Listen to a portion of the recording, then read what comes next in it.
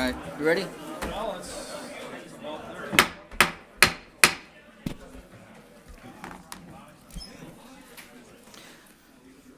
Grab your seats. All right, I want to call to order the meeting of the Common Council for Tuesday, the 19th of December. If you'd all press your aye and confirm buttons.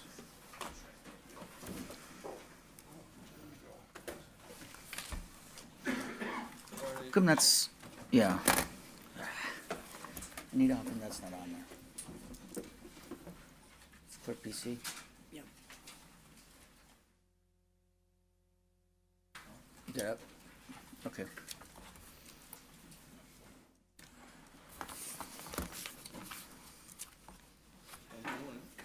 Something's not working.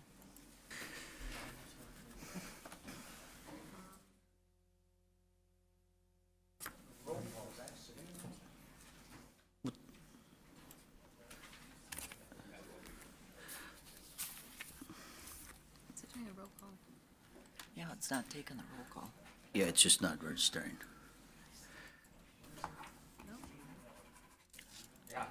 No, I'm not doing that. There we go. There we go. Now we're, Alderman Jima's out of town. Yeah. Alderman All right. Okay. Levin present, Your Honor, and Alderman Zima is asked to be excused. All right. So we have a quorum, and we'll continue. If you'd all please rise for the Pledge of Allegiance and then remain standing for the invocation. I pledge allegiance to the flag of the United States of America and to the republic for which it stands, one nation, under God, indivisible, with liberty and justice for all. Heavenly Father, as another year comes to close and the holiday season is upon us, we reflect on how important it is to have a faith in you and faith in each other as we work to lift the lives of our fellow man. We know that through a faith in you, we strengthen our faith in each other. Together, we can build a community that makes everyone proud. It is you who give us all we have. We thank you for wisdom and patience so we can manage your gifts and lift the lives of those who are here in Green Bay. We ask that you continue to bless all those and help us become a better city as we thank our protective services, our elected officials, our dedicated employees, and our residents. Watch over all of us during this special time of year as we take time to be with our families and honor you during this holiday season. We ask your continued blessing on our military, especially those serving on the USS Green Bay. We ask this all in your name. Amen. All right, with that, I'll entertain a motion to approve the minutes of December 5th meeting. We have a great motion by Alderman Nicholson, seconded by Alderman Scannell. Anything you want to change here? See no lights, all in favor of that motion, please signify by saying aye. And those opposed, nays, ayes have it, and the minutes have been approved. Now entertain a motion to approve the agenda. It's a motion by Alderman Weary, second by Alderman Scannell. Any lights? See none, all in favor of that motion, please signify by saying aye.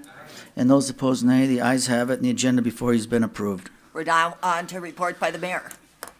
Just a couple things. One, first and foremost, just happy holidays to all you. You know, it's Christmas, and I know we have a lot to do tonight, and but after that, we can all maybe take a little break and just enjoy the time with our families. The Salvation Army, I mention this every week or the last couple times, and again, they just need bell ringers. And just if you go online and sign up, they're just looking for anyone and everyone, and that's kind of a fun thing to do, families or by yourself. The other thing I want to mention is that New Year's Eve party that the city is helps sponsor, and that's the U.S. Bank New Year's Eve, and that's the 31st at 8:45 is when things kind of kick off, and there's fireworks, and it's a children's museum. The county's very involved, and it's just something to do on New Year's Eve that's good for families and a great event. What time are the fireworks? I should know that. Does anybody know? What time do we shoot off the fireworks? No, before that. Oh, we shoot off the fireworks at 8:45. So there's activities going on at the Y and other places, so then the fireworks are at 8:45. Then lastly, I think you have the 2018 calendar before you, and emailed that, yeah, Can I speak on that? sure. I just recently was talking to my wife, and I am wondering if we could have either the, January 16th, either on Monday or Wednesday, or, any day but Tuesday. It would help me. I don't like to miss meetings, so I don't know if anybody knows this far out. That's our next meeting. I know, that's why I'm asking right now. This just came up.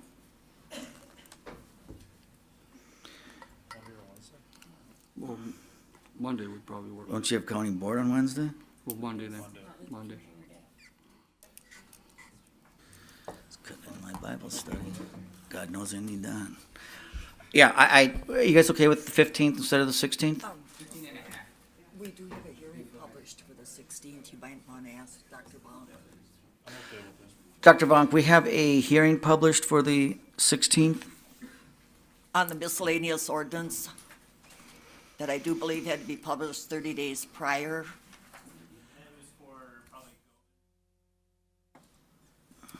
It's a miscellaneous ordinance I know that we have scheduled for the 16th. Yep, I Your think- office does.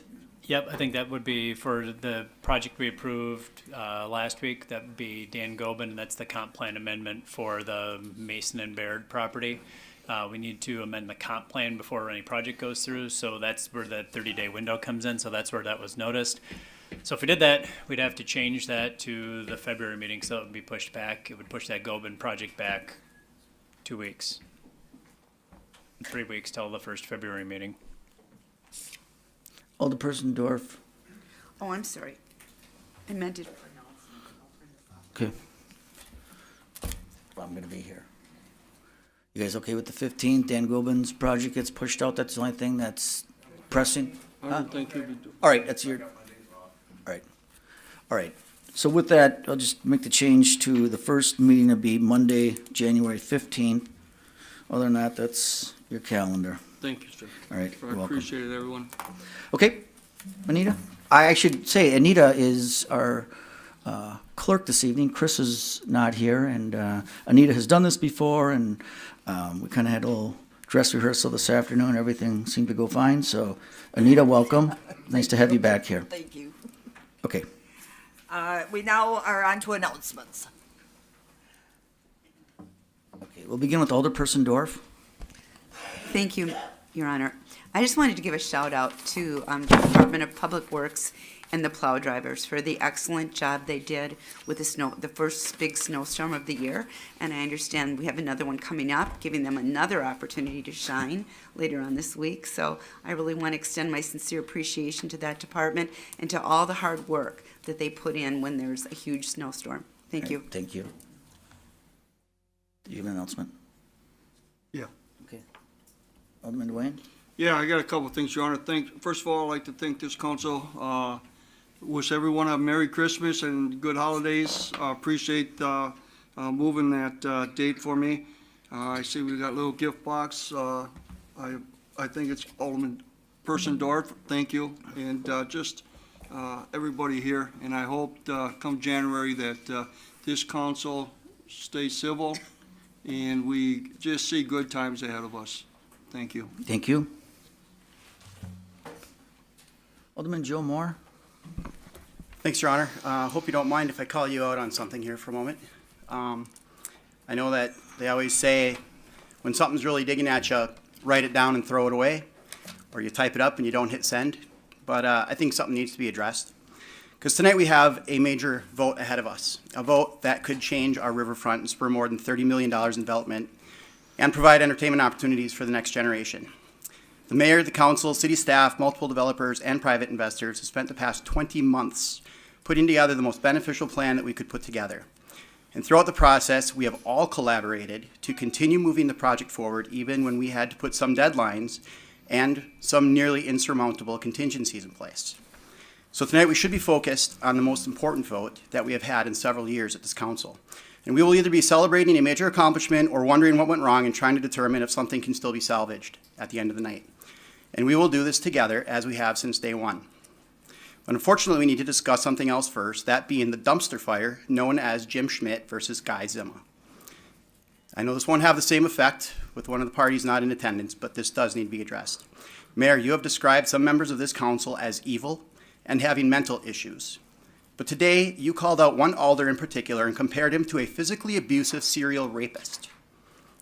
You have not been able to let the actions of Alderman Zima speak for themselves without getting in every dig you possibly can at every opportunity that you have. Nothing you've done has given me reason to believe you should be forcibly removed from office. But it has made me question how effective you are as a leader of this city. As for Alderman Zima, I sincerely hope he will consider leaving office on his own free will and submit his notice of non-candidacy for 2018. I don't believe either of you should consider yourselves a single rung above the other. Your actions steal attention away from the issues. They are a hindrance to conducting efficient business in the city of Green Bay. And I hope that you will both strongly consider if the city that you both love is better off with or without you as we move forward. As for tonight, I hope that we all, mayor, council, staff, can show some level of decorum and cooperation as we make a historical vote regarding the future of the city. Thank you. Thank you.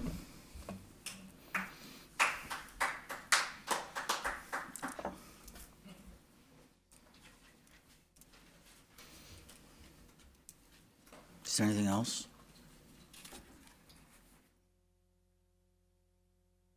Can we continue? I'm in my happy place. All right. Thank you.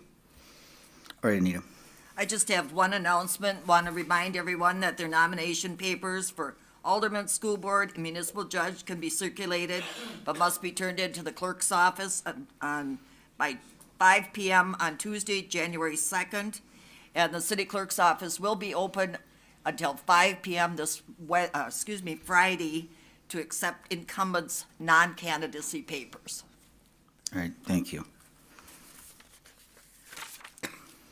Anita? We're now on to public hearings. We have Planning Ordinance 817, an ordinance amending the official map of the city to approve a plat of right-of-way for North Webster Avenue between University Avenue and Radisson Street, and zoning ordinance 1417, an ordinance amending zoning ordinance number 191 to change the land use designation for property located at 926, 1024, and 1038 Erie Road from exclusive office entertainment to light manufacturing. Is anyone here that would like to speak to either of these two zoning ordinances? Is there anyone wishing to be heard? Anyone wishing to be heard? We'll let the record show no one came forward. Under suspension of the rules, these two ordinances may be adopted with a roll call vote. All right, there's a motion by Alderman Scannell, second by Alderperson Dorf to suspend the rules for that purpose. All in favor of suspension, please signify by saying aye. And those opposed, nays. The ayes have it, and the rules are suspended. Motion to adopt, this is item 16 and item 17. All right, there's a motion by Alderman Scannell, seconded by Alderperson Dorf. If you'd use the board on this, please.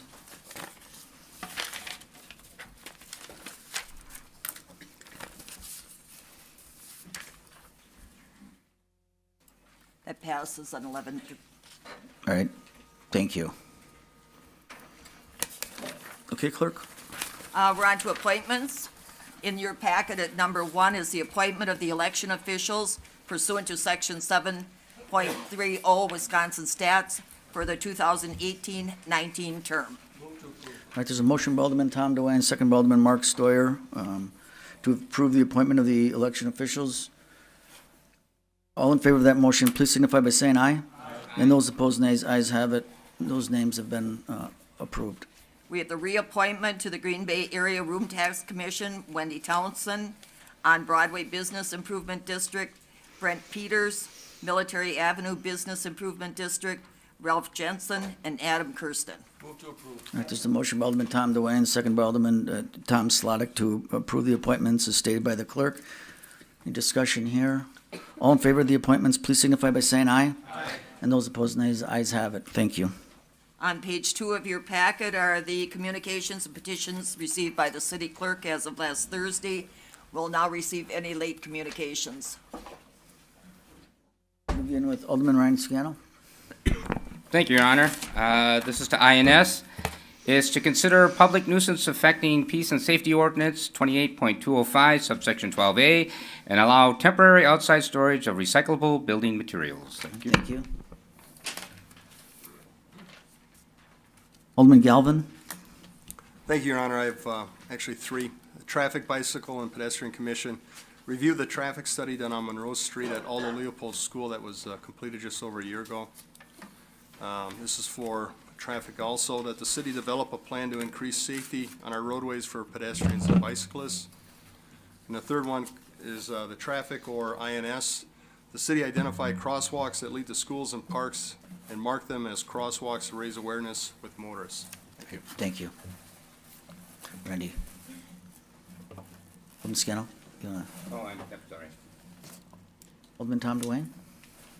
Thank you, Your Honor. I got two of them, both to traffic.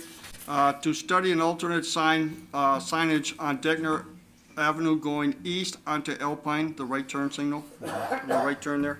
And to put a left turn signal on Alpine going south to East Mason, onto East Mason, going east. Thank you. All right, thank you.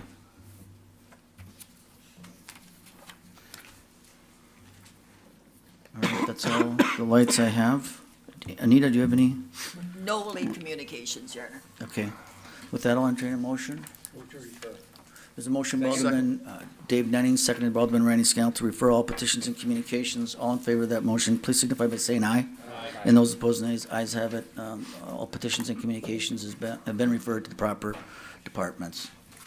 Committee of the Whole, consideration with possible action on the request by the Department of Public Works to fill the replacement position of equipment operator and all subsequent vacancies resulting from internal transfers. Move to approve. Second. All right, there's a motion by Alderperson Dorf, second by Alderman Moore, to approve this. Any discussion here? All in favor, please signify by saying aye. Aye. And those opposed, nay. The ayes have it. Our streets will be plowed, right? That's that snowplow driver that kind of retired a little early on us. All right, Reports for council Continue. action. Report of the Economic Development Authority. what are your wishes regarding this report? There's a motion by Alderman Scannell, second by Alderman Nicholson to approve the report of the Green Bay Economic Development Authority for the meeting held on December 19th. Anything you want to discuss here? Seeing no lights, all in favor of that report, please signify by saying aye. Aye. And those opposed, nay. The ayes have it, and that report's been approved. Report of the Public Arts Commission. All right, there's a motion by Alderman Scannell, second by Alderman Galvin to approve the report of the Green Bay Public Arts Commission for the meeting held on November 29th. Any items under this report you wish to handle separately? See no lights, all in favor of that report, please signify by saying aye. Aye. And those opposed, nays. The ayes have it, and that report has been approved. Report of the Economic Development Authority. All right, there's a motion by Alderman Tom Slotnick, second by Alderman Tom Dwayne, to approve the report of the Green Bay Redevelopment Authority. This was for the meeting held on Tuesday, December 12th. Any items you want to handle here separately?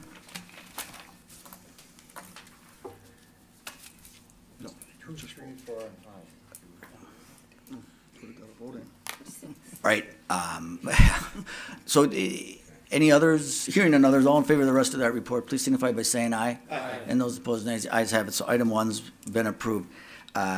This is the shipyard, right? 2, 3, 4, and 5 is the shipyard. And I know there's people here who want to speak to that.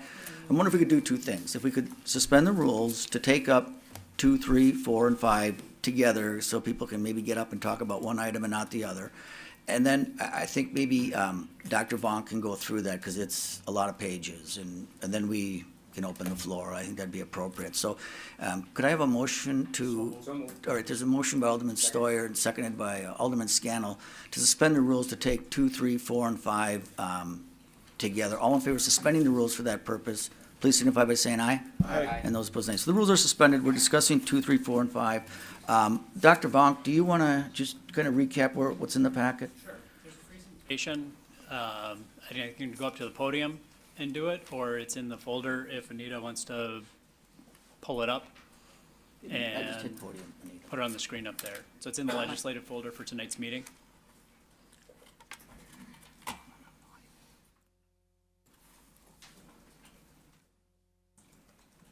Not sure how to do it on here.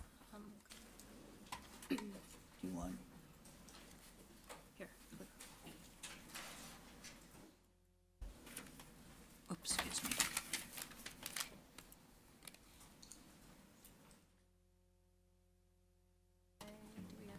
What's it under?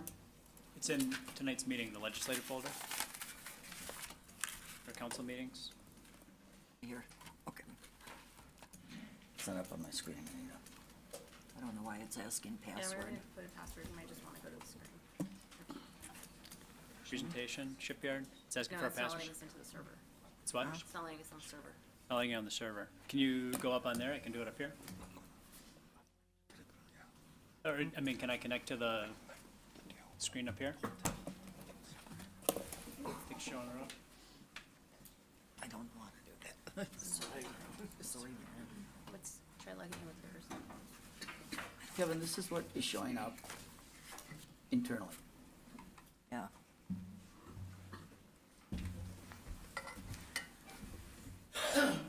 Sorry about that. No? Never had to work with. Now, everyone in the city can see my password, right? Oh, all right, I'll clear it. Awesome. So many-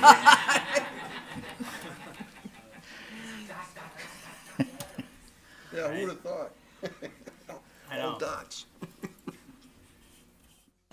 Once I got past the password. Right?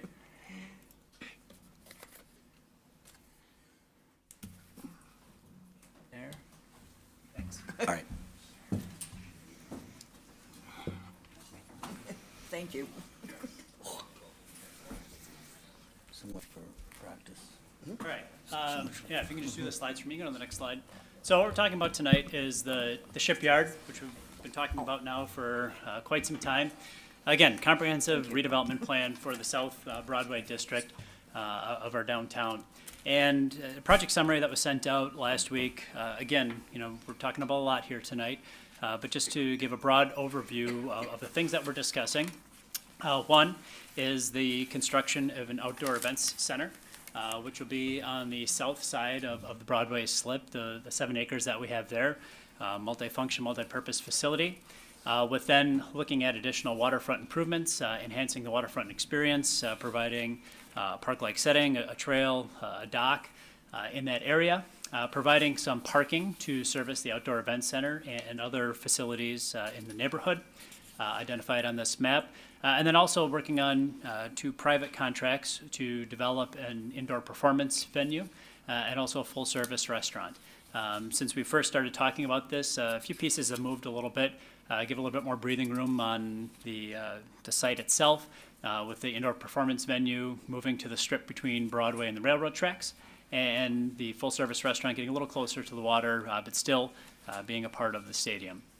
And then also projected on here is the north side of the slip, which we've hoped to attract future development. Earlier today, I sent out some letters of interest from various parties who are, we've been discussing with for quite some time, but really wanted to kind of show their commitment. Hey, build the stadium, and we're interested in pursuing a project at this site. So, on the agenda tonight, and you can just keep hitting the buttons here, a few things. One is the development agreement, and this is a development agreement that was amended since the development agreement was passed in October. What it does is it makes a few technical corrections, but it also contemplates a little additional cost, which I'll get into in terms of providing some additional amenities in that facility. Also, we have the management agreement for the outdoor event center. Basically, the redevelopment authority will own the property, but we'd like a contract with a private operator to basically do the day-to-day operations and program that facility. And then on the private side, we also have a development agreement for an indoor performance venue and a development agreement for a full-service restaurant.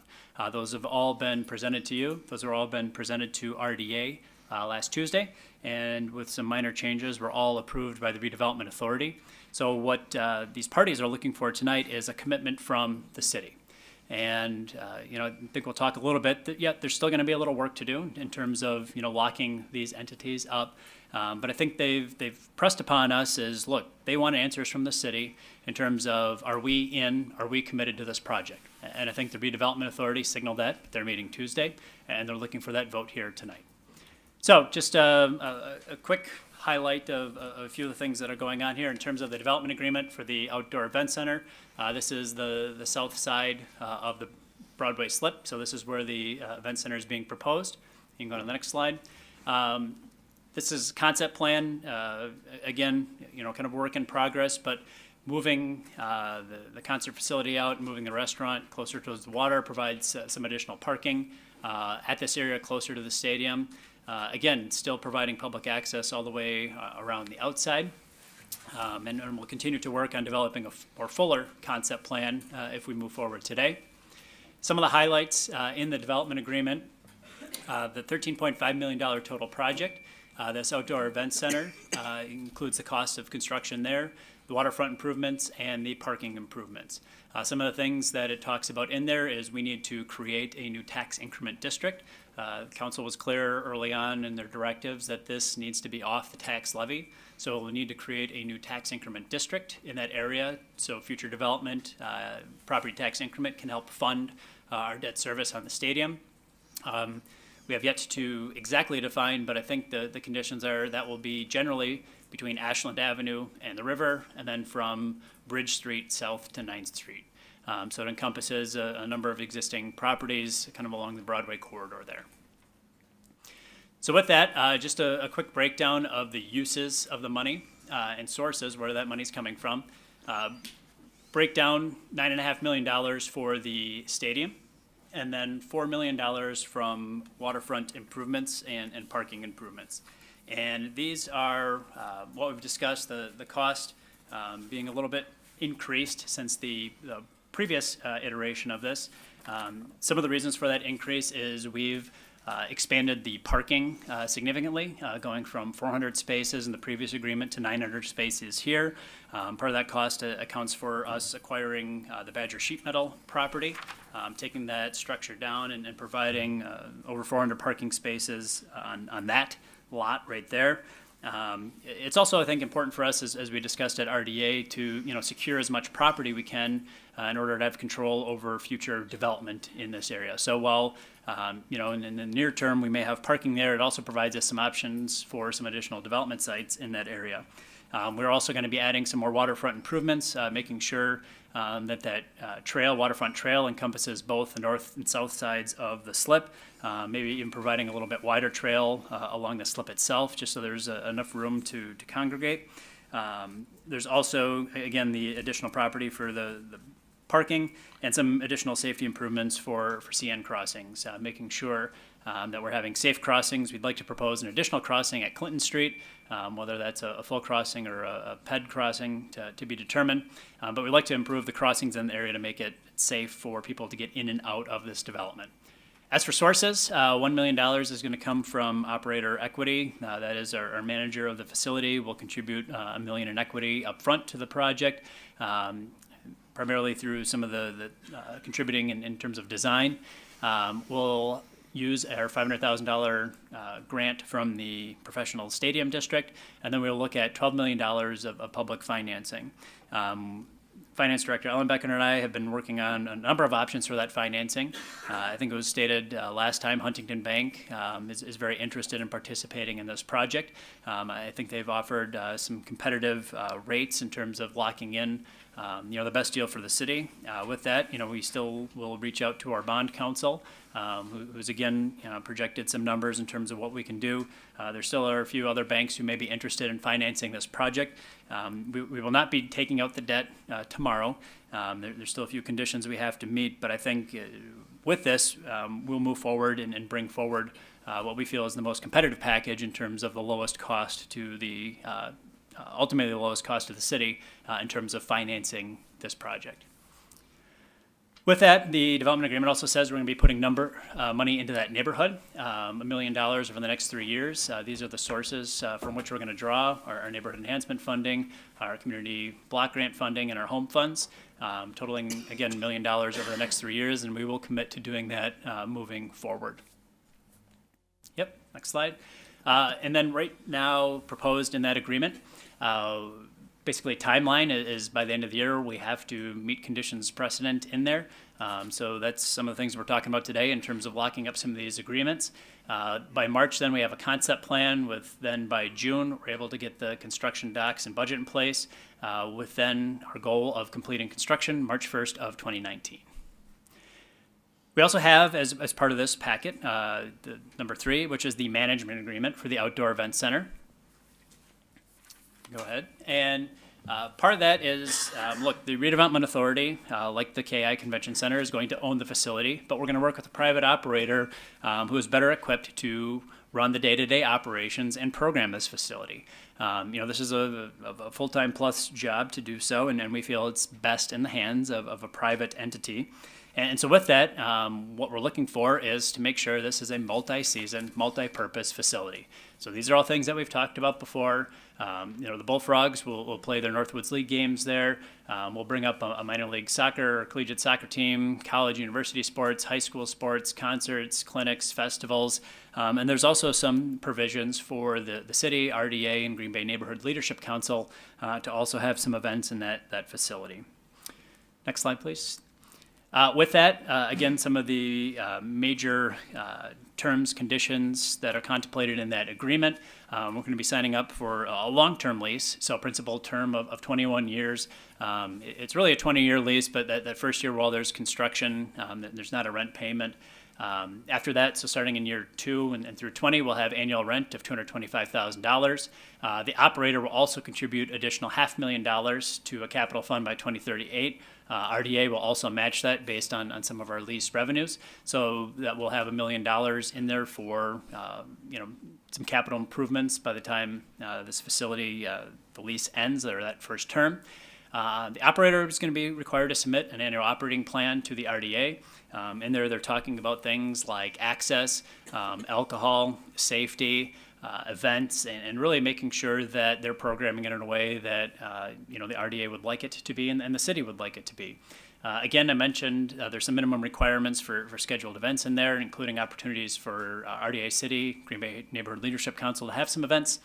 The operator will also be responsible for the maintenance of the stadium and then the property around.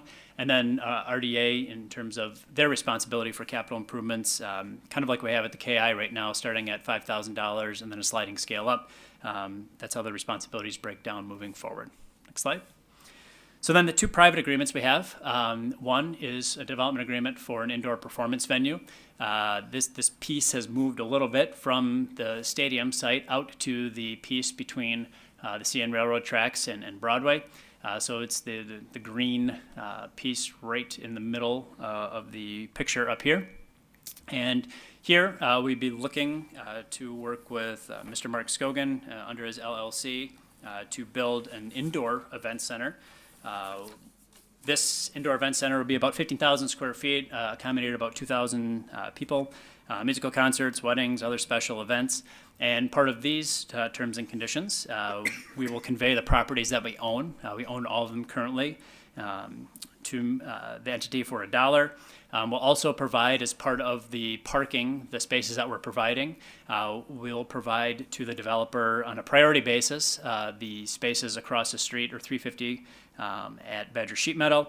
We'll also make, on a priority basis, parking on that little triangle right to the north of the site.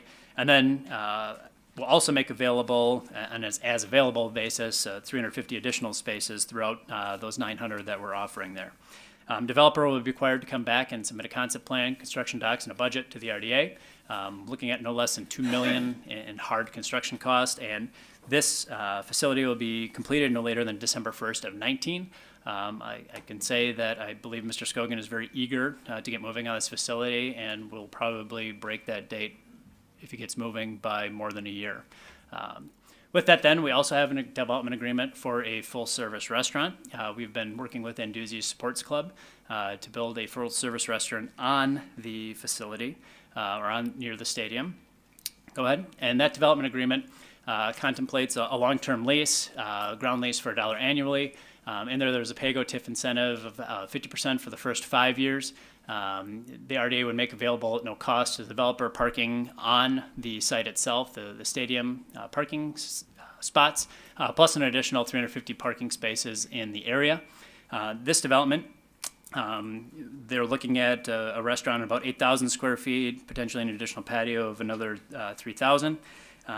They were looking at no less than $1.5 million in hard construction costs, and again, same timeline, open no later than December 1st of 2019.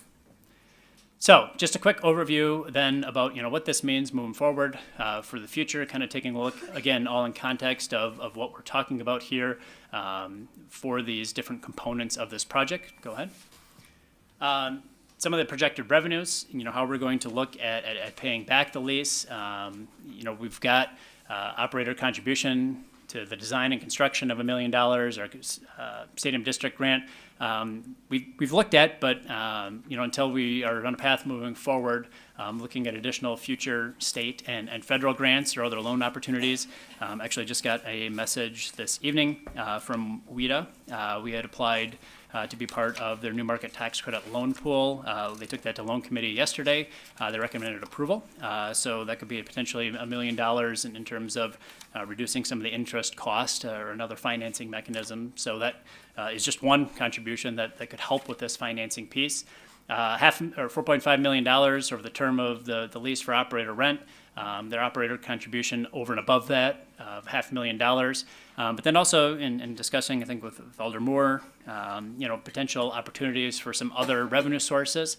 Parking lots, waterfront improvements, city RDA events, land sales. Those have not been accounted for yet, but those are definitely things that we're going to continue to pursue should we move forward with this. Also wanted to make clear, and this came up at the RDA meeting, about resources for residents and businesses in the area. Again, the neighborhood enhancement funds, community development block grant funds, and home funds that we just talked about in that $1 million, being targeted towards residents, homeowners in that area to improve their properties, to fix them up, or to convert rentals into home ownership. Also some new housing products on some vacant lots in there. And then we also have just some of our other programs that, we'll make a targeted effort towards putting them into that neighborhood. Our brownfields assistance, we got facade and demolition grants, a revolving loan fund, and then also we don't have a neighborhood association there yet. But hopefully, moving forward, we could work towards organizing and taking advantage of the resources they have there. So impact on property values. I think I've talked about this before. What does the stadium do in terms of property values? This is just a quick comparison to the city deck. And when that city deck was built and projects that were tied to or came in were built after the city deck came in terms of, they wanted a public amenity to the waterfront.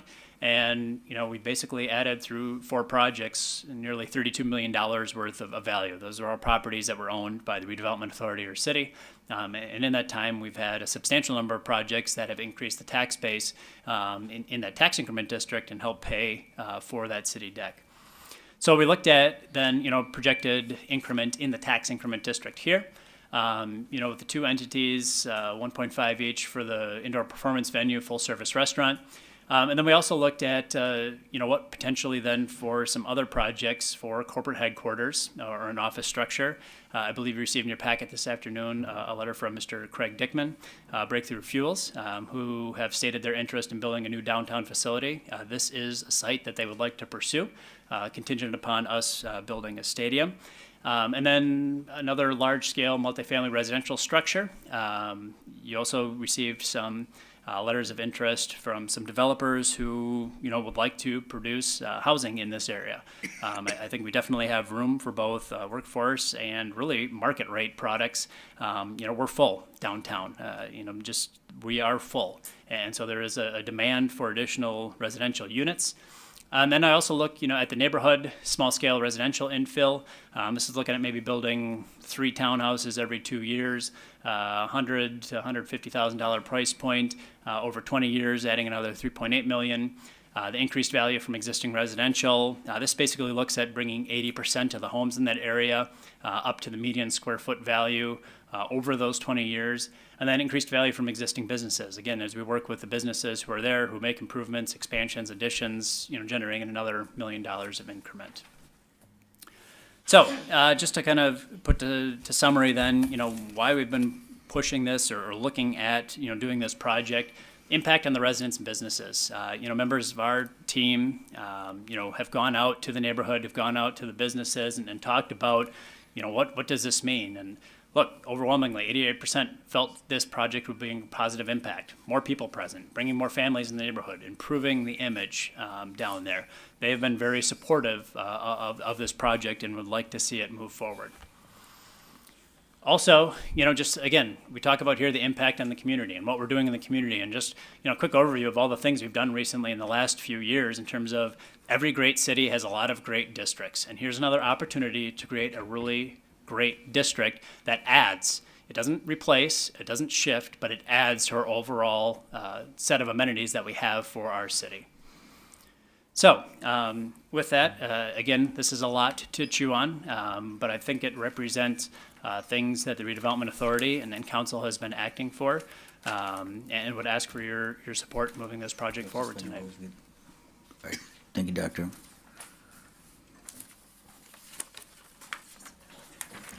Okay, yeah, go ahead. So, all right, there's a motion by Alderman Stoyer and seconded by Alderman Dwayne to open the floor to hear from interested parties. All in favor of that motion, please signify by saying aye.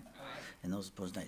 So we're discussing the shipyard, and as Dr. Vonk mentioned, you know, there's different parts to this, but it's open now for public comment. And I've got some people who wanted to speak, and I'll read off 3 names. If you just queue up, and if 2 or 3 minutes, your comments on that, and then the council will go and we'll discuss this when we're done hearing from the public. So, in no particular order, I just see the county executives in the house, and so if we could call him up first. County Executive Troy Streckenbach, followed by Vanya Kopi, and then John Mino. If you could please state your name and address when you come up to speak, we'd appreciate that for the clerk. Good evening. Troy Streckenbach, 205 Miramar Drive, Alloway, Wisconsin. I come here tonight to really show support for an effort that I think is ultimately going to be transformational in terms of what I think in my 20-plus years that I've been back in Green Bay, and as being part of the riverfront still today with my own enterprises, that we have an opportunity to leverage this waterfront. And unfortunately, this community, whether it's from Ashwaubenon to Pier all the way down to Green Bay, we've missed some opportunities to leverage the opportunity to maximize this waterfront. And right now you have before you a project where you have multiple different entities, both for-profit and government, looking for a private-public partnership to invest in this project. We probably all know that right now the United States is struggling to figure out how it's going to be remaining competitive in terms of attracting the next generation of workforce to their communities. And if you don't think right now that every county, every city in the United States is trying to figure that out, and we all know that the community does figure out how to attract that next generation of workforce, are going to be the communities that are successful in the future. We know that having this as part of that overall mix gives us the opportunity to move forward, because we hear from our constituents, we hear from the people that this is a good project that allows for us to have many different amenities within our community to support and to enjoy. From the county's perspective, and at least from my perspective as a county executive, I look at the bigger picture from 100,000 feet above, and I look at how do we eventually get to the point where we as a community can actually have a conversation about moving the coal piles? How do we activate more of that riverfront to make it for different purposes? And from our county's perspective, we see that the news right now, there's talk about what to do with the Pulliam plant. There's an opportunity for us to really start the engagement in that conversation. And quite frankly, I think the shipyard project gives us that opportunity to move this project forward and shows that the community is actually interested in moving together in terms of redeveloping that waterfront. When we hear about other communities that are in water, that have activated their waterfront, their rivers, we hear oftentimes that those are the popular places, destinations where people are moving to. Right now we have great positive energy happening with our university, with the engineering program. Obviously, the great things that have happened with the redevelopment of downtown, Bay Beach, the other things that are happening in the community, whether it's Titletown, the new zoo. I think we as a community have a lot of great things that we should be proud of. We're making a lot of good investments. And the city council right now has an opportunity to make an investment, but more importantly, to put a stake in the sand and say that we're ready to really move forward on developing this waterfront. And gives us that one opportunity where there's not tax levy involved. This is a good move, I think, from the standpoint of the city to move forward this project, and from a county's executive's position, I support it. And good luck, and I hope you guys ultimately support this project moving forward. Thank you. Great, thank you, County Exec. All right, Vanya Kopi, John Mino, and William Peters. Good evening, everybody. Vanya Kepke, 880B Liebman Court, Green Bay, Wisconsin, 54302. As I stand before you here today, number one, I want to thank you for all the meetings you've been in, the RDA meetings, the hearings you've been a part of, and the time you've taken to listen to your constituents. All of us have chosen Green Bay for a particular reason. Some of us grew up here, have lived here for decades. Others of us have family here. For some of us, it was a job that brought us here. And for others, it was just the reason that Green Bay has a quality of life, and it has the community and the businesses that really attract families. So when we look at this project, and all of you have looked at the details very well, which I think is going to serve you very well before you take this vote, you probably look at three things. How does this help the population of Green Bay? How does this help the quality of life of Green Bay? And how does this help the business structure of Green Bay? Well, as you know, our last census in 2010 reported that Green Bay had a population growth of 1.2%. That's a number none of us are impressed with, nor should be content with.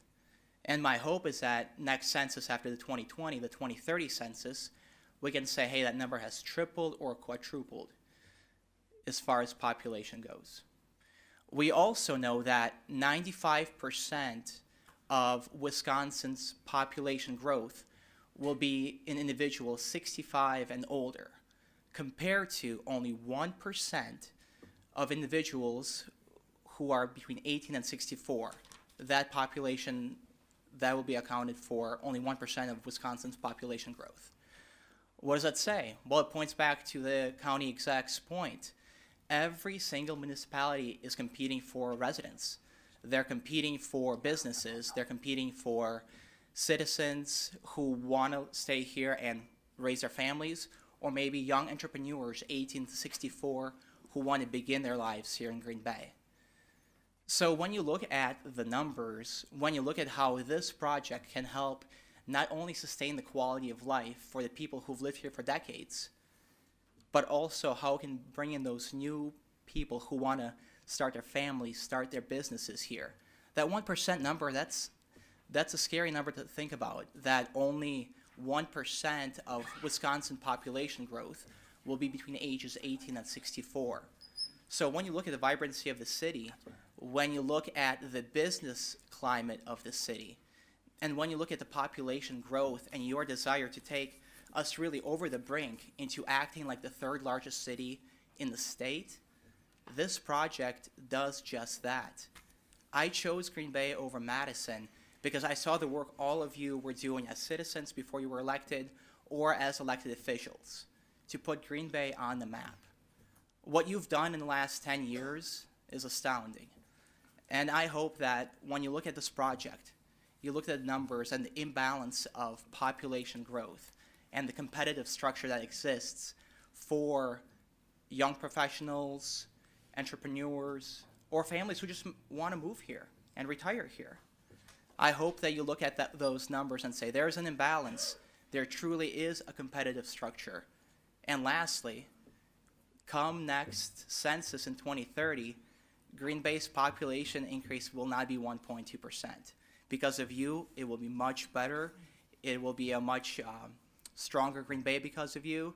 And I look forward to staying here for much longer because of your continued effort towards growing Green Bay. Thank you. Thank you. John Mino, and then Will Peters and Jim Sanderson. Thank you very much. One of the reasons I'm so intrigued about this entire project, obviously I was involved in sports for a lot of years, and now I'm involved in real estate. I guess you'd call me a spokesperson for two groups who are very, very interested in this entire project, one commercial, one residential, that I think would be absolutely fantastic for that area.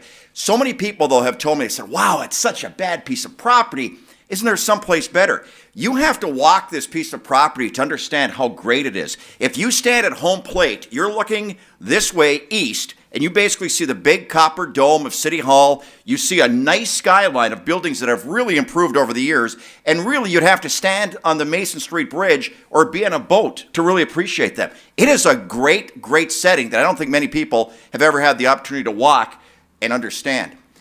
Obviously involved with sports for so many years, I've seen what sports has done. I mean, one way or another, Brown County, Green Bay, this is a sports area, one of the greatest in the world. 25 years ago, we had the most outdated football stadium, or at least one of, in the National Football League. Right now, it is the #1 sports venue in the United States. We had the Brown County Arena that was outdated. It had so many problems, it was unbelievable. The Resch Center comes out. Phenomenal venue for sports. Phenomenal. And when I think back down to some of the things down in Appleton years ago with Goodland Field, decrepit place, they had a shortstop, 18-year-old shortstop, the name of Alex Rodriguez, and they couldn't draw flies. And then some men with insight and women decided, we're going to build this new great stadium. That's one of the greatest minor league parks. That's one of the reasons it has a state high school baseball tournament. The Resch Center is the reason it has the girls' state volleyball tournament, the basketball tournament. These families love coming to Green Bay. They love coming to Brown County. There's still something really cool about playing sports in Green Bay, Wisconsin. I think this area could be absolutely fantastic. I think some of the people involved with this have that same foresight that others have had that helped make Green Bay great. One last quick thing. When I was a little kid, and it's so funny, ironically, I was thinking about this today because this was the time of year I was allowed to come to a Packer game because, although it was probably about a month before, the Packers were eliminated from the playoffs. So the kids got to go to a game. And I remember coming down here and going to, and it was in December, and going to the Northland Hotel and standing in that lobby and begging guys for autographs for the opposing team. And I thought that was the coolest thing in the world. And I remember walking through downtown Green Bay, and I'm from a tiny little town up in the UP, and walking through downtown Green Bay and seeing those lights and seeing how Green Bay was decked out in prangies, and it was like magical. It was unbelievable. And when I came back in the 80s, for about a 20-year span, it just kind of went downhill and downhill and downhill.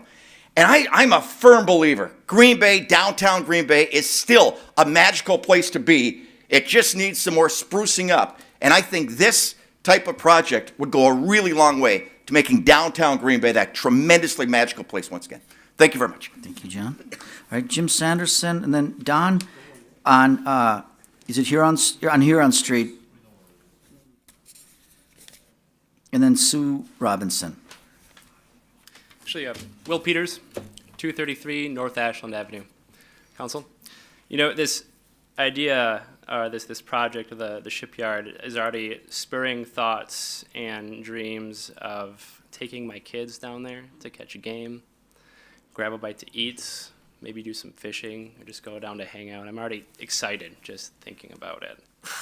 What also really excites me is seeing the city of Green Bay and developers take a neighborhood that has been neglected for at least 40 years and make something out of a space that is empty and generating little to no revenue. I'm excited to see the $1 million+ that will be invested in a residential neighborhood which has been the victim of time, poor planning, and neglect. Because this area has been so neglected, it's going to take more than just a rehab project here and there or a new business, every once in a while. It's going to take something big, a project, a catalyst project like the shipyard. And something also, a project that's not going to just focus on the business but also the residential aspect and investing into those neighborhoods. This neighborhood needs a project like this one, which is focused on both economic and residential renewal to move from the status quo. So I ask you, the Green Bay City Council, to take action and vote yes to approve this development agreement, because by not voting, not approving this development, you are once again turning your back on this neighborhood like others have for the past 40 years. Thank you. Thank you. Jim Sanderson, and then Don and Sue. Jim Sanderson, 417 Cambridge Street.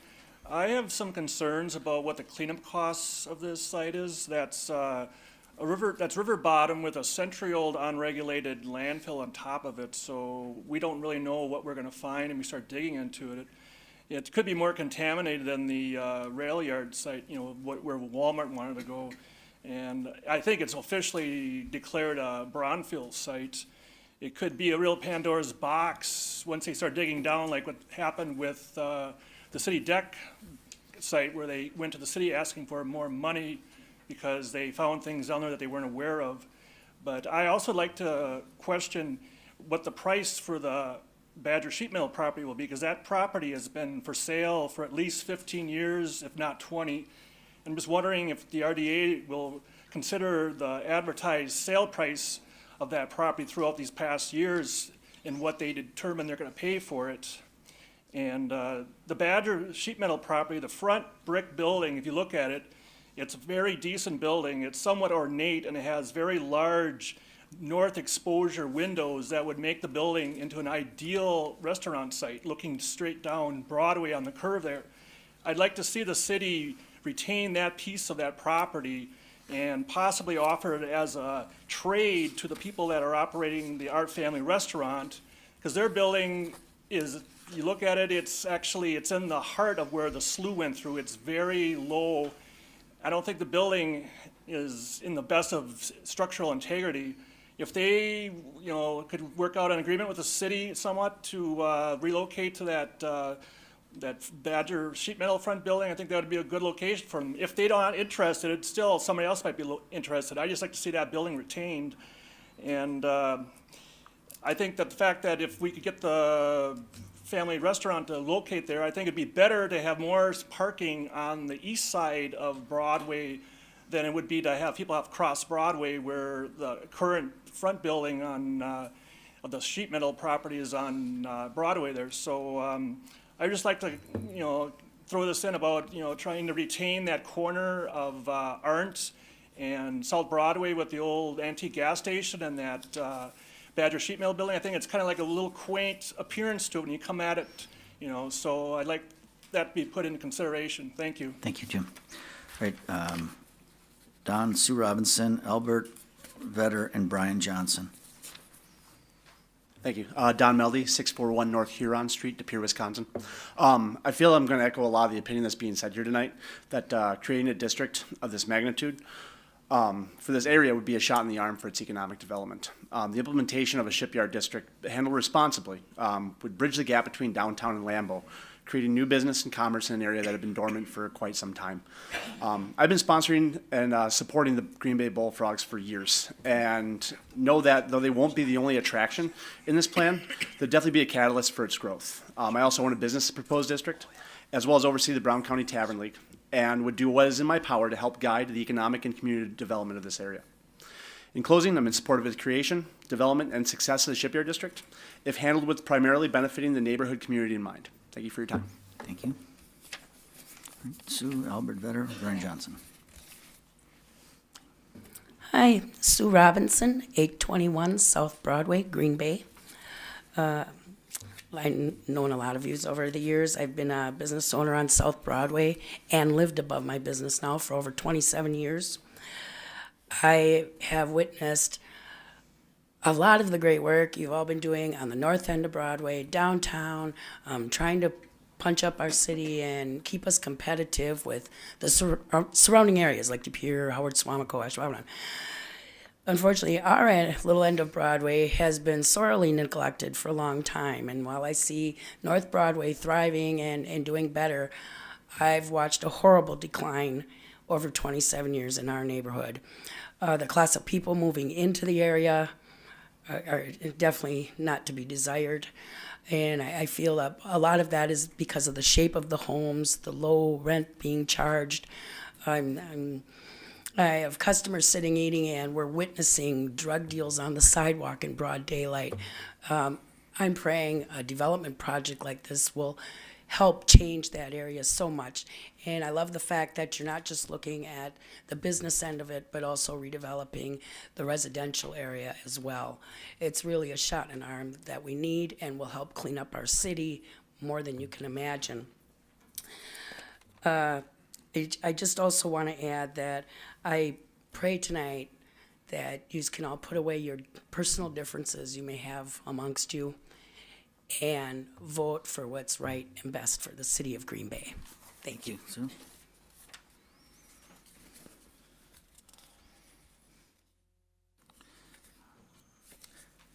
Alberta? Hi, Right. I'm Albert Vetter, 640 Cardinal Lane. I live in Howard.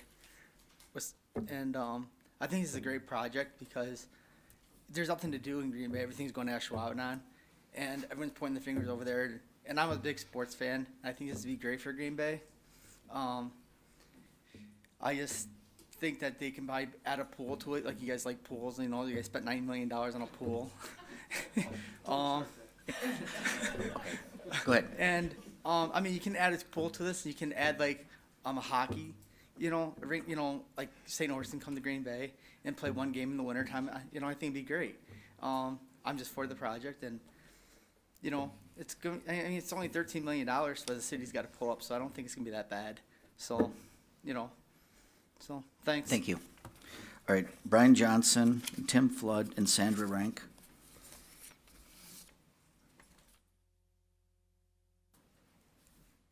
Thank you, Mr. Mayor, Council. I apologize for my casual attire. I was with my youngest daughter decorating gingerbread houses before we came, and just as I left, I said, is there anything you want me to tell the council tonight? Is there anything you'd like to see in this project? And she said, and she looked at me dead serious and said, if you can make the roof out of candy, just like this gingerbread house, I will be there. So if there's anything you guys can do, she will absolutely adore you. Make no little plans, they have no magic to stir men's blood. This is a quote by Daniel Burnham, who was an American architect and urban planner a little more than 100 years ago. And there's one thing a couple things that I want to cover here tonight. First is I want to commend staff. I've worked with staff along the way here, and they've done an incredible job with keeping the public informed, with keeping concerned citizens informed who have questions, and other community leaders who have tried to move this project along. And so Dr. Vonk, the Economic Development Department, others that have been involved with this, thank you. By the way, I didn't announce, Executive Director of On Broadway, 516 Hubbard Street, in case you need that for the record.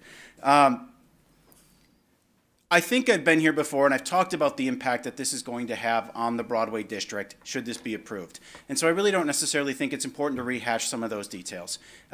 There's no doubt that this project will be a catalyst that will serve as an anchor to the district, and for that reason alone, I would certainly urge your support of this. But there's a couple things that I want to go on public correcting, and that is some misinformation, things that I certainly know that all of you as alderpersons know, but things that I think are important for the public to know. One is, this project has no impact on roads. That is probably the number one question I get, is how do we have money for a development like this, but we don't have money to repair our roads? And so I know Dr. Vonk had alluded to that a little, and I just want to make that very clear. Second thing is, this is not a baseball stadium. This is not a Bullfrog stadium. Less than 30% of the programming there will be the Green Bay Bullfrogs. This is an outdoor event center. The third thing, programming existing only during the summer months, programming that will last for only 3 months of the year.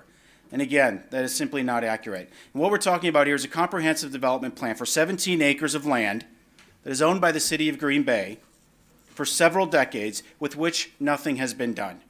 Land that is sitting vacant, land that is not collecting tax revenue, and now we have an opportunity to attract nearly $30 million of private investment to this site.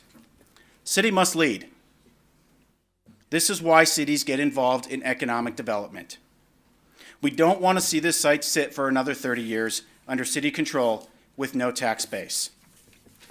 I have here, and I don't know if there's a protocol for submitting this, but we circulated a petition. In 96 hours, we secured nearly 1,100 signatures from concerned citizens who say they support this project. 1,100. Now, I don't want you to be fooled if you do review this. There's a lot of locations on here that are not Green Bay. Make no mistake, there are certainly people who are going to be on here who are not from Green Bay. But a lot of these, the way these are tracked is if you're in a different city and you log in and sign it, you can be from Green Bay, but it'll log that other city.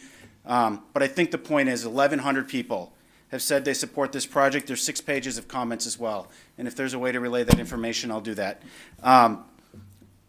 But the one thing that I really do want to kind of take home here, and that is, what makes a great community.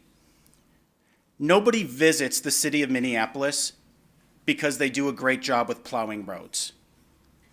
Nobody moves to Austin because their garbage service is out of this world. And nobody stays living in Portland because their tree branches get trimmed. And most importantly, nobody comes back to Green Bay because we have good quality water. Now, it is a fact that we have it, and it's some of the best in the country, but nobody moves here because of those things. City services are vitally important, but we're not here to discuss those things, and they're not impacted by this development. They can do these things, or people do these things. They choose these cities because of amenities. They choose these cities because of quality of life, because of vibrant activity, because of parks, and all of the active downtown things that make a great community. What we do here today sends a message that Green Bay is a leader of leaders. What we do today affects not only Green Bay, but it affects regional growth. And so again, I want to thank council for their service. You have a tough job ahead of you today and a big decision. Alderman Moore alluded to it today, earlier, that this is something that is probably one of the bigger decisions that you've had to make in several years. So again, make no little plans. They have no magic to stir men's blood, and probably themselves will not be realized. Make big plans, aim high in hope and work, remembering that a noble, logical diagram, once recorded, will never die. But long after we are gone, be a living thing asserting itself with ever-growing insistency. Remember that our sons and our grandsons are going to do things that would stagger us. Let your watchword be order and your beacon beauty. Again, this statement from an architect and an urban planner. Thank you. Thank you. If you want to submit that to the clerk, Yes. the petition? Thank you. Thanks, Brian. All right, Tim Flood and Sandra Rank and Jen Van. Thank you. Van Denzellen? Yeah. Used to be Warpinski. Tim? Good evening. I'm Tim Flood. I live at 3450 Yorkshire Road in Green Bay. I'm here also representing the Green Bay School District. We have had a great relationship with the Bullfrog organization over the years with Joannes Stadium, with East and Preble using their facilities. We as a district see this new facility as a great opportunity for our district to also partner with them in different ways with West High School. We believe that they're able to use that facility for not only football, soccer, and possibly some baseball things, but we also talked about marching band. We have a marching band showcase so that they can come here and have a nice venue for that also. We also believe that this is a great community project where everyone will be able to benefit from it. And we want to show our support for this project, and we hope that you have a favorable decision tonight. Thank you. Thanks, Tim. Thank you. Sandra Rank, Jen, and then McLinda Olson. Hi, everyone. Sandra Rank, 4336 Annabelle Circle, Green Bay. I want to thank you for the opportunity to talk with you guys. I'd like to thank the vendors who hung into this and are doing their part to contribute to the growth of our city. I'd like to thank all the city people that have hung in there for however long this has been to create this opportunity to be here tonight. Many people have said really great things about how important it is to grow a city, the things that need to be taken. What I'd like to bring to the table, the conversation tonight, is that in the last 30 days, just a real world snapshot in my job. So I've been in real estate in this area for 20 years. I was born and raised in this area. I grew up on Wirtz Avenue.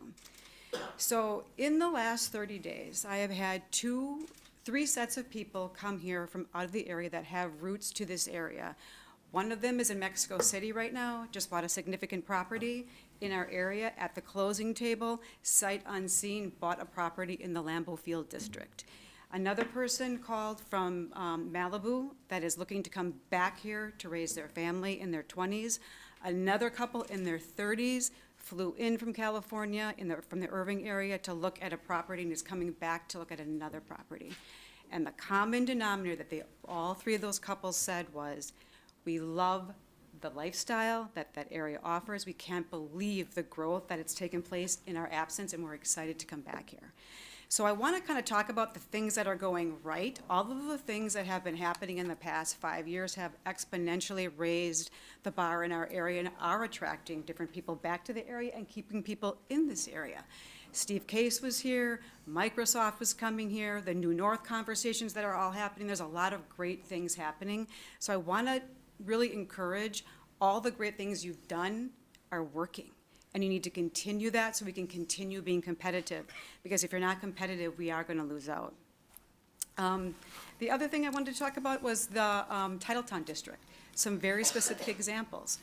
Properties in that area. Right now, if you go around of Lambeau Field, there's one property for sale under $200,000. As soon as those properties list, they sell. I'll give you a very specific number examples. I was at a property on Patty Street last week that is not in the Lambeau District. It's very close to the Lambeau District. That property value 3 years ago would have been $125. Today, that property value is $150 to $160, and it will sell the second it lists. So those values in that neighborhood have increased 20 to 30% because of what Lambeau Field is doing with that stadium district. I mean, I'm sure everybody's seen all of the pictures people are taking with the ice skating. They're all over Facebook. Look at me. It's amazing. It's great that those things are happening. So it's evidence that it can work. People have talked about the downtown area, how different that has been, what a great thing it is that we didn't have Walmart. I just recently moved my business down there in the last week, and I love being down there. It's very exciting. And then lastly, I took Saturday afternoon to walk around the district, because I know that the alderperson for this district does not, where the event or the venue is going to be, does not support it. And I couldn't fathom I couldn't understand why you wouldn't be for that. So I took the afternoon on Saturday and spent 4 hours walking around that district, knocking on doors and talking to people. And I went to the Wirtz Avenue area, and I also went to Sue Robinson's area, the south end of Broadway. And it was really eye-opening.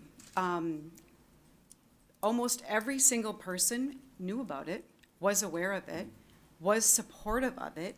And what I was surprised to find how so many of those houses have become rentals, that they aren't ownership. Ownership is a big deal to neighborhoods. And the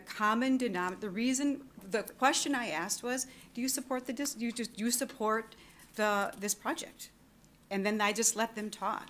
And the reason that they were supportive of the project, because they felt it would increase home values, number one. But secondly, and very importantly, they felt that it would increase the neighborhood value of ownership, that would bring people there to own the homes, younger families, versus just rental. And in Sue's district, I was scared walking around. I mean, my husband's like, are you nuts? But there's a need. People want a better neighborhood. So I support this project. I thank you for your time, and I really feel like it will help residential areas recover because there's something for people to do. These things are vital for our area. Thank you.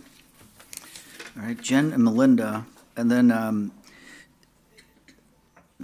can't read this. No, thank you, Mayor. Oh, I don't think Melinda's talking. All right, yes, I see that, sorry. Good evening, everyone. Jen Vandenhausen, 3321 Cottage Hill Drive, Green Bay, Wisconsin. So some of you have seen or most of you, all of you have seen my face here before. I have a little bit of a different role here today, though. I'm speaking to you as a young professional, as a member of the Young Professionals Advisory Council through the Greater Green Bay Chamber, as a parent, as a community advocate, as someone who was raised in the Astor Park area, and as an entrepreneur.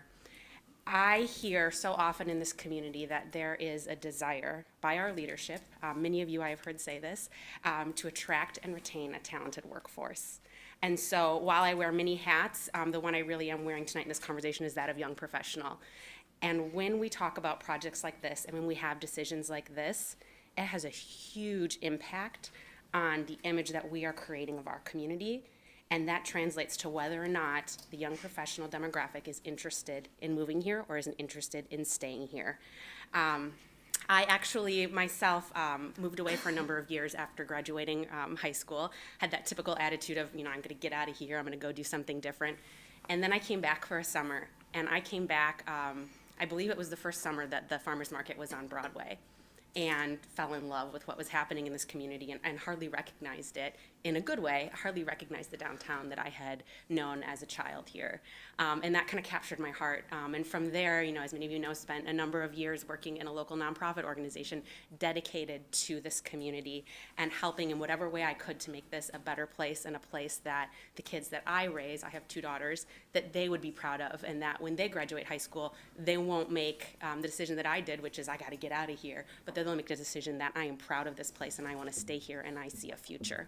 And so as you consider this decision tonight, I really, really would encourage you to think about what this means in terms of the message we send to young professionals that are here currently and whether or not they'll choose to stay, and to young professionals that are looking for somewhere to lay down their roots and to have a family and to have a career. We increasingly live in a very evolved economy where people can, particularly in the young professional generation, but where people can choose to work from where they want. More and more people have online and virtual businesses. I am one of those people, and quite frankly can pick up and live wherever they want. They don't have to find a job first. They can do their business wherever they want. They can choose to spend their time and their dollars wherever they want. We want to compete for those people. So it's not just about the jobs we're creating here, it's about the environment we're creating so that people who are location independent in their work will choose to live here. I would remind you, just from what I heard tonight, every person that I heard speak was in support of this project. And I think that's one of the beautiful things about elected officials is that you are so diligent in talking to the people that you represent and then voting based on what you hear. And was very impressed with Sandra that she walked around the neighborhood and even collected some more kind of primary data there to hear what people had to say. So while I don't know every detail of this project, what I do know is what I heard here tonight and what I know of my own story, and that this project would be tremendous for our city, vital to attracting and retaining that talented workforce, and also the potential to be a huge catalyst for additional development in this community. So I would urge you to vote in support of this. Thank you. All right, thank you. Is there anyone, does anyone else want to speak to this? Those are all these requests I had, but the floor is still open. If queue up, name and address. Good evening. Jeff Marcus, Executive Director of Downtown Green Bay Incorporated, 130 East Walnut Street. I know you have heard a lot from a lot of people who are in support of this important initiative. I just wanted to throw in a few additional comments. And the comparison to the city deck is very apparent. And I'd just like to remind everyone that just less than 10 years ago, Green Bay's waterfront, our city deck, less than 10 years ago, was best defined as a rusty dock wall. And the investment that was made by the city, and I remember the historic RDA meeting, I was there, and the city council debated, should we just build a trail? There was something in between, or should we build the city deck? And it was a contentious vote. The media was there. It was crazy. It was all over the media. And the city of Green Bay did it right when they built the city deck. And I just jotted down some of the things that weren't here. And as a result of the city deck, there was no metro, there was no city deck landing, no Hagemeister Park restaurant, no children's museum, no Initiative One, no backstage at the Meyer, no Hampton Inn, no Schreiber Building. That might be $150 million plus, conservatively, that I just mentioned. And I just say that if we're comparing this to the city deck, this is Green Bay's waterfront. This is an important anchor in the Broadway district. The vote that you're going to take tonight, you come here as an alder representing about 8,000 or 9,000 people. I hope that when you cast your vote, you know that you're not making a decision for 8,000 or 9,000 people. You're not making a decision for 100,000 people who live in Green Bay. You're not making a decision for 250,000 people who live in Brown County. You're making a decision tonight for about 1.2 million people who live in Northeast Wisconsin. This is their downtown. This is their city.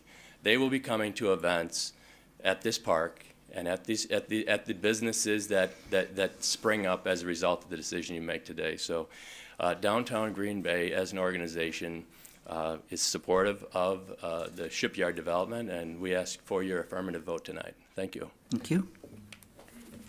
Anyone else? Is there anyone else want to speak? Anyone else? All right, then I'll entertain a motion to. All right, there's a motion by Alderman Mark Stoyer, seconded by Alderman Ronnie Scannell, to return to regular order. All in favor of that motion, please signify by saying aye. Aye. And those opposed, nays. Ayes have it. So, the motion on the floor, is to approve 2, 3, 4, and 5, and you had the floor, Alderman Scannell. I didn't open the floor. Alderman Nenny. Thank you, Your Honor. I guess in getting this started, I'd like to ask, we all received an email from Dr. Vonk this afternoon regarding the Enduzzi's project. I wonder if I could ask the director to clarify that and explain that. All right. Kevin? Sure. As you know, this project, hot mics, 4 components.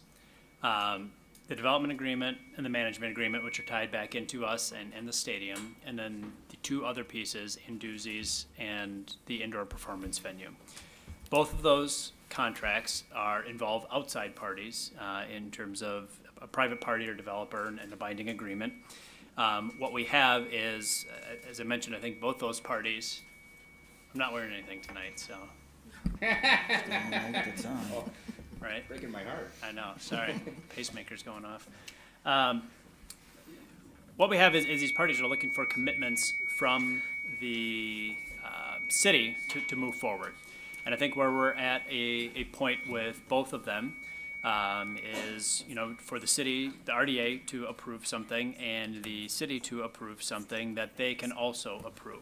I think we had some discussions at the RDA in terms of some of the terms and conditions that were listed in the agreement with Enduzzi's. Maybe, I guess, a deal breaker for them.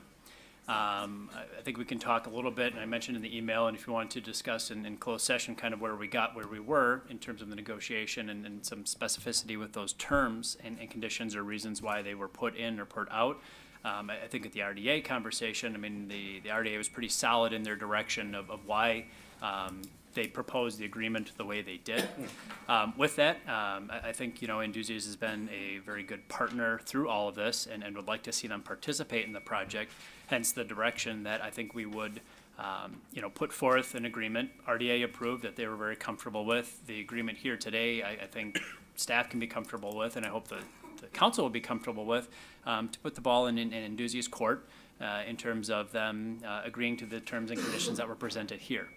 If those are not amenable to them, I also think by approving this agreement, we do set the tone if they were to walk away from this project, that there's another opportunity for another restaurateur to step in and basically have a clear indication of what terms and conditions both RDA and the city would accept. I think we've talked a little bit about, we've worked with Enduzzi's.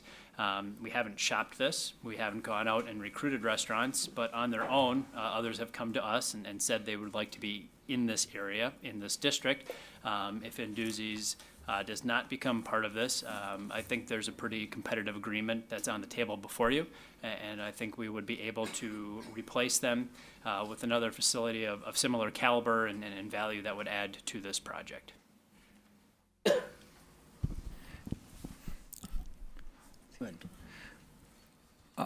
If I could just be a little more specific, the email that we all received did say that, based on the discussions that you've had, that you believe we are at an impasse with Enduzzi's at this point. Is that still where we're at? Yes, so I have exchanged phone calls with their attorney, seeking to look at basically the agreement RDA approved. Also in discussions with council members in terms of one of the conditions that they're looking for. I do not think was not amenable to the RDA and has not been amenable to council members. And so with that, they believe that puts I guess, like I said, an impasse in terms of they feel that's an insurmountable term to get over. But again, with that, I feel for at least the council's sake, if it's not official until council votes on it, and so that's why I would recommend still approving it. I think it kind of solidifies where council stands. Again, staff gets these to a point where we feel we've negotiated a very fair deal for the city. Ultimately, we don't have the final say on what gets approved. That's the redevelopment authority and this body. And one of the things that we brought to the RDA didn't feel was appropriate, took it out. But based on that, Anduzzi's felt that that was important for them moving forward. I think I've made pretty clear to them that won't be placed back in. And with that, kind of would like to put the decision back in their court.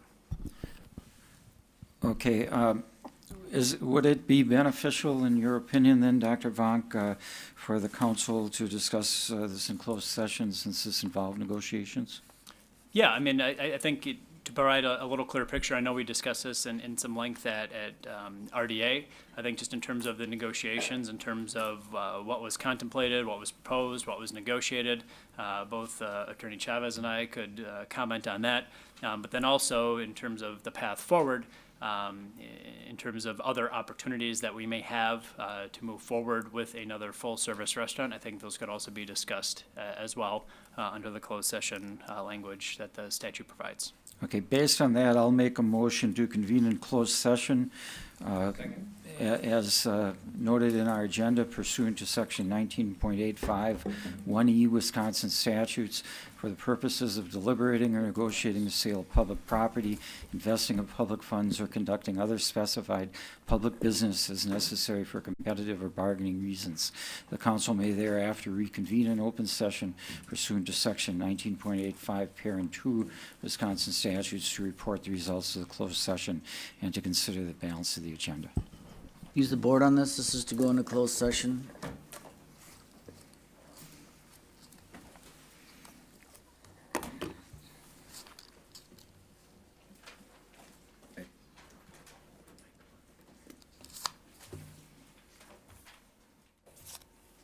It's 10 yeses, so.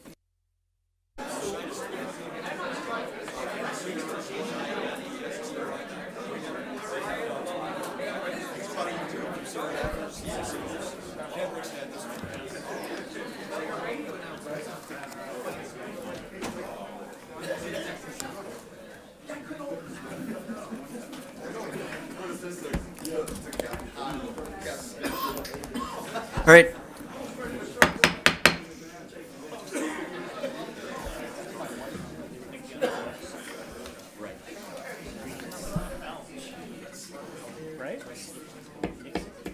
All right, I'll entertain a motion to go back into open session. By Alderman Stoyer, seconded by Alderman Scannell. All in favor of that motion, please signify by saying aye. Aye. And those opposed, nays. Ayes have it. We're back in open session. Alderman Nain, you had the floor. I'll pass it this time. All right. Your Honor, we have a motion to approve, right? Yes. Second? Okay. Yeah. Unless there's any lights that we vote on it.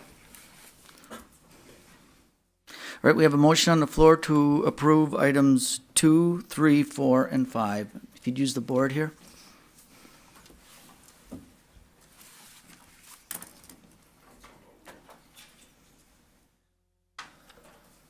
Is it?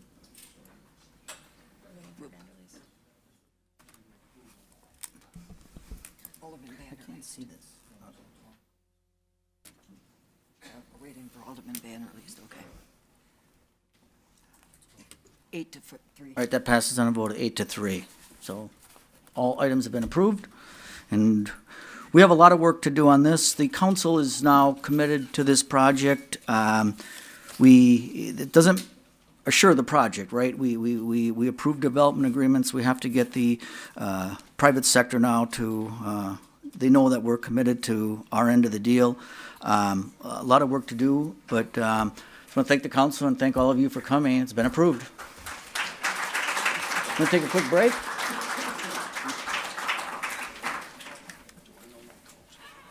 Yeah, it is what you said. All right. All right, we're on to the report of the Plan Commission meeting held November 13th. That was item number 1, which was held at the last council meeting. Motion approved by Alderman Scannell, second by Alderman Weary. Any discussion here? All in favor of that report, please signify by saying aye. Aye. And those opposed, nay. Ayes have it, and that report's been approved. Report of the Finance Committee. Move to approve. Second. Motion by Alderman Dwayne, second by Alderman Scannell to approve the report of the Finance Committee for the meeting held on, on the 12th. Alderman Nicholson, Yes, I'd like to pull number one, please. all right?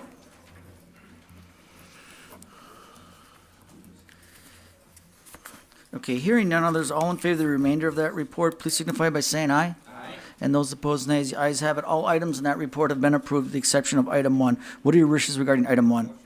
So motion to approve by Alderman Scannell, second by Alderman Stoyer. Alderman Nicholson. Thank you, Mayor. Not the last meeting, but the meeting before that, so that's approximately a month. Right. I want to stay. I don't have the date on it, but there was a motion made that there were supposed to be some police reports on these scattered housing. That was part of the motion. I just want to reinstate that so that portion doesn't get lost. Right. That's all. Thank you. Thank you, Mayor. Alderman Moore?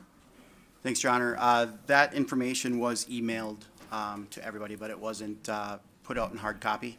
Okay. So if we need to just amend this motion, have that added, we can do that, or we can just have that stuff printed off and resent in between. Okay. It doesn't really make a difference here, I think. I will do that. Was All right. so noted.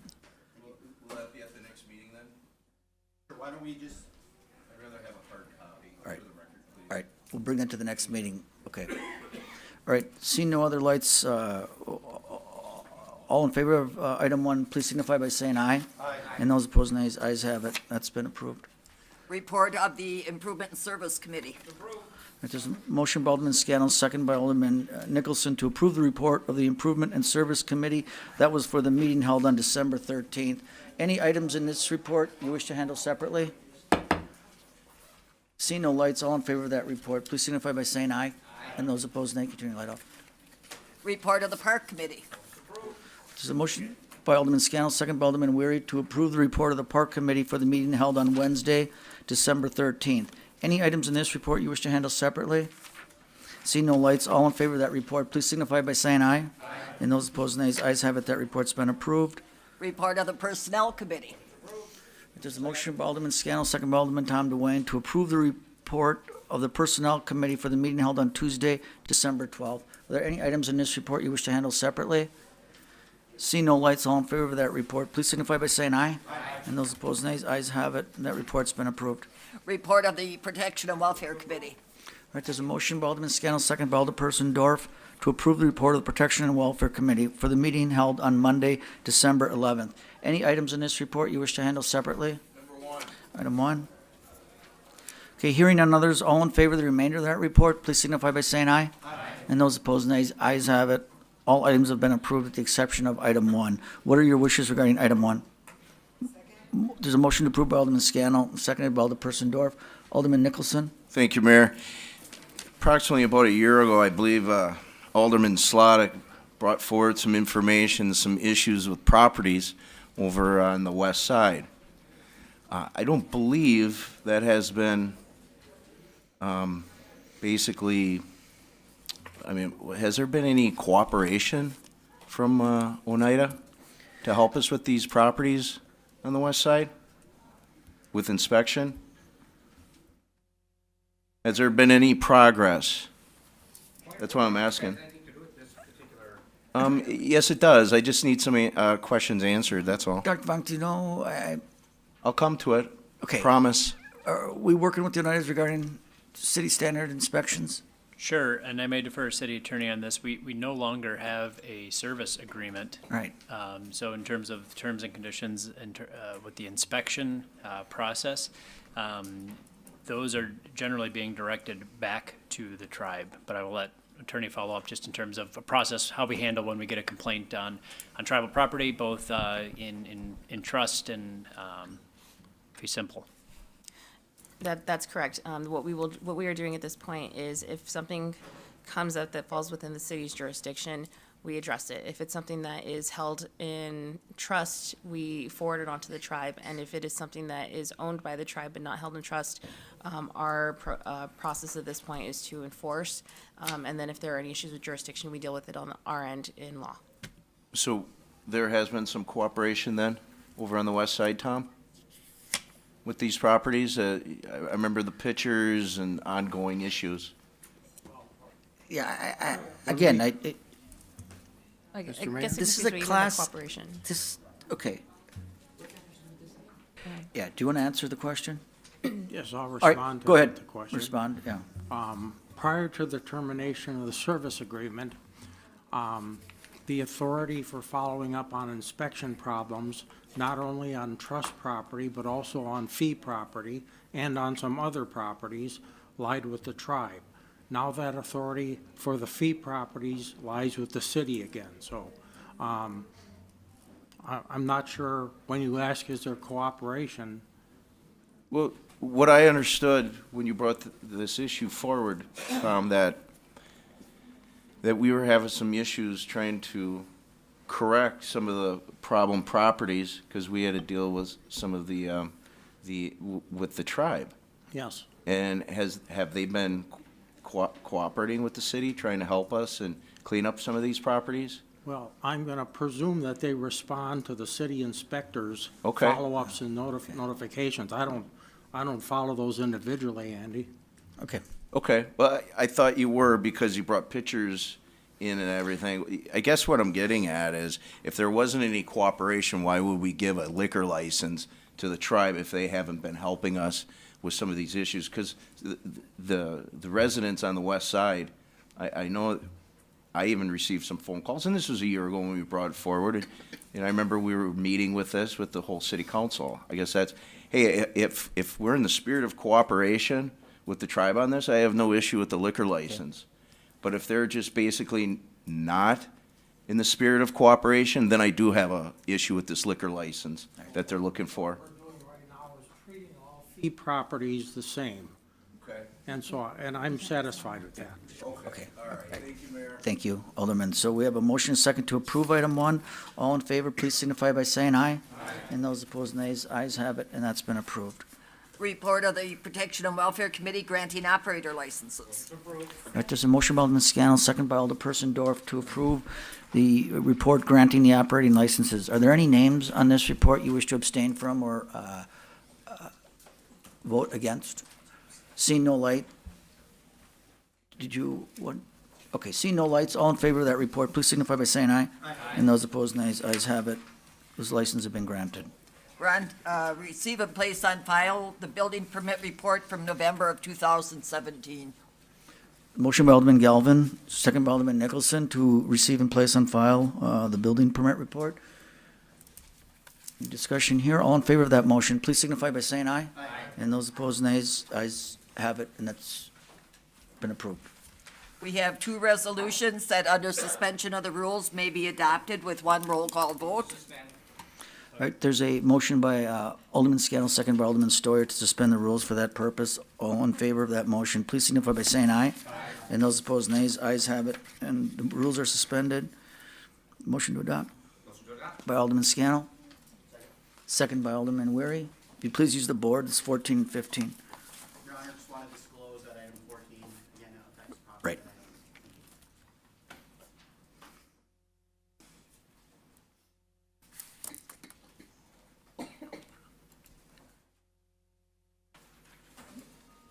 Okay. That passes unanimously, thank you. There's ordinance for 3rd reading, general ordinance number 1917, an ordinance amending section 29.208 of the code related to parking regulations may be adopted with a roll call vote. Motion to adopt by Alderman Scannell, second by Alderperson Dorf. If you please use the board on this.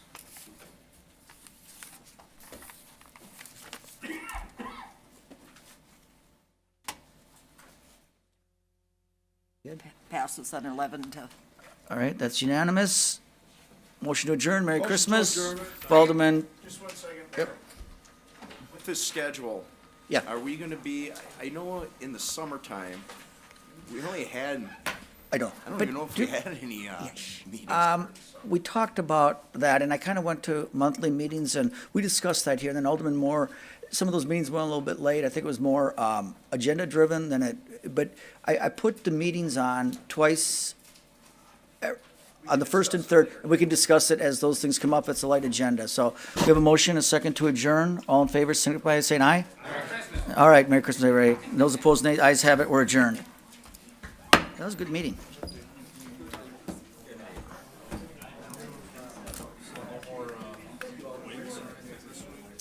I think I stopped.